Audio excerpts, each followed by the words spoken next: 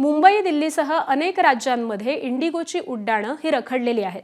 देशभरामध्ये इंडिगोची 200 उड्डाणं रद्द झालेली आहेत, तर 1200 उड्डाणांवरती याचा परिणाम झालेला आहे। मुंबईतून 55, दिल्लीतून 38 आणि बंगळुरूमधून 42 उड्डाणं ही रद्द करण्यात आलेली आहेत। पायलटची कमी संख्या आणि तांत्रिक कारणांमुळे उड्डाणं रद्द झाली असं इंडिगोकडून सांगण्यात येत आहे। तर उड्डाणं रद्द झाल्यामुळे प्रवाशांचे प्रचंड हाल होत आहेत। इंडिगोच्या स्पष्टीकरणावरून पायलट असोसिएशननं आक्षेप नोंदवलेला आहे।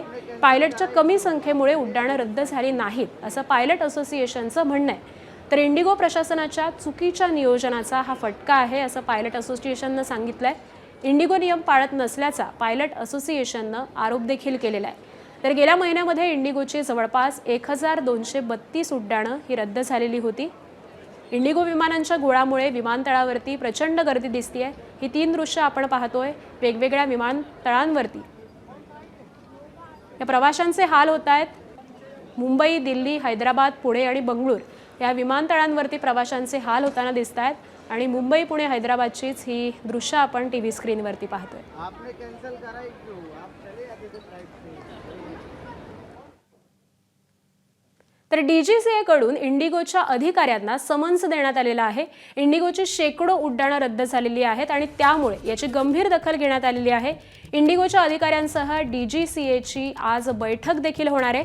उड्डाणांमधील व्यत्यय टाळण्यासाठी काय उपाययोजना केल्या जातील असा सवाल देखील DGCA कडून विचारण्यात आलेला आहे। त्यामुळे DGCA आणि इंडिगोच्या अधिकाऱ्यांची आज महत्त्वपूर्ण अशी बैठक होणार आहे। इंडिगोच्या अधिकाऱ्यांना समन्स बजावण्यात आलेला आहे। जी शेकडो उड्डाणं रद्द झालेली आहेत या संदर्भामधली गंभीर दखल ही घेतलेली आहे।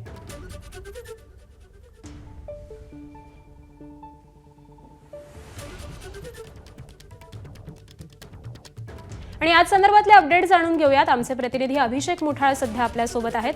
अभिषेक, इंडिगोची असंख्य उड्डाणं ही रद्द झालेली आहेत, प्रवाशांचे हाल होत आहेत आणि त्यातच आता DGCA ने देखील दखल घेतलेली आहे।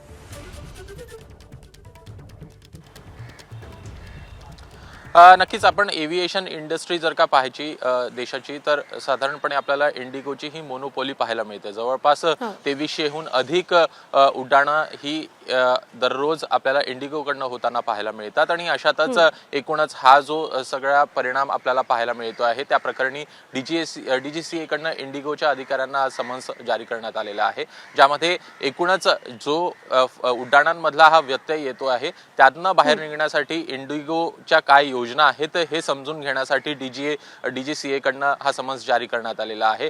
सोबतच दुसरीकडे जर का पाहायचं तर पुढील 24 तासांमध्ये या संदर्भातली त्रुटी जी आहेत ते दुरुस्त होतील, एकूणच उड्डाणं जे आहेत ते सुरळीत होतील अशा प्रकारे देखील इंडिगो कडनं सांगण्यात आलेलं आहे। आणि आज जर पाहायचं तर जवळपास 100च्या जवळपास उड्डाणं जी आहेत ती रद्द होण्याची शक्यता आहे। त्यामुळे एकूणच या संदर्भात एकूण सध्याला घडामोडी आपल्याला होताना पाहायला मिळत आहेत, जिथं DGCA देखील हस्तक्षेप थेटपणे आता होताना दिसत आहे आणि DGCA कडनं देखील या संदर्भात भूमिका घेतली जाते।